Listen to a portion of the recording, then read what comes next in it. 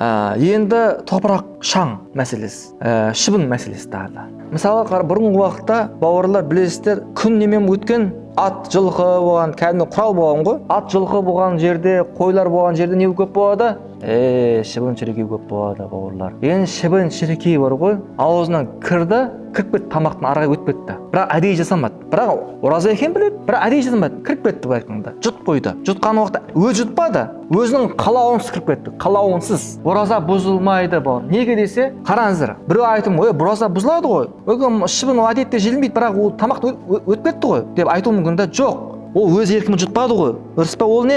Еріксіз кіріп кетті тамаққа. Еріксіз кіріп кетті. Сол қараң, осы шаңның үкіміне бірдей. Шаң жерде жұмыс жасап жатыр, дұрыс па? Еріксіз тамаққа шаң кіріп кетті. Ол әдейі жасамады, дұрыс па?